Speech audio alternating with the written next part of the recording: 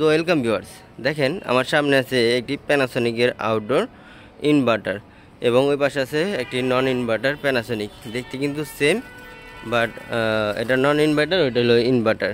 কিন্তু এখানে প্রবলেম হয়েছে, দেখেন চোর আইছিল 3টা এসির পাইপ ভাঙ্গা নিয়ে গেছে গ্যাস গুস ছাইড়ে দিয়ে, হয়তো এখান দিয়ে টপকায় আইছিল কোনোভাবে ঢুইকা হ্যান দিয়া পাইপ লয়ে গেছে তো এটার পাইপ অল্প একটু আছে, কিন্তু অন্য এসির পাইপগুলো একবারই নেই, খোলা লেগেছে দেন কীভাবে ভাঙছে পাইপগুলা।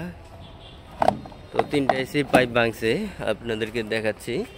এবং এটা আমাকে কোটেশন দিতে এসেছি, এইখানে অনেক কাজ করেছি আগে পরে, প্রায় এখানে 1-1.5 এসি আছে।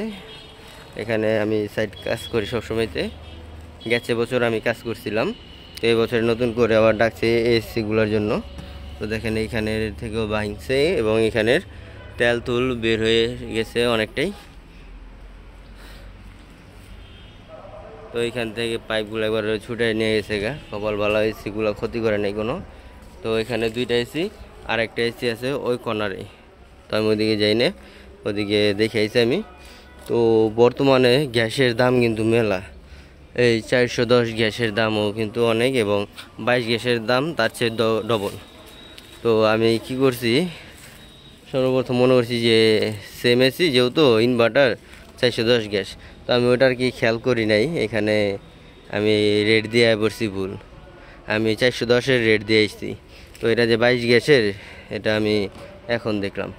এখান দিয়ে খুলে দেখলাম যে এখানে নজেল 22 গ্যাসের নজেল, এবং এখানের যে স্টিকারগুলো আছে এই স্টিকারগুলো কিন্তু একবারে মুছে গেছে, যার কারণে বোঝা যায় না।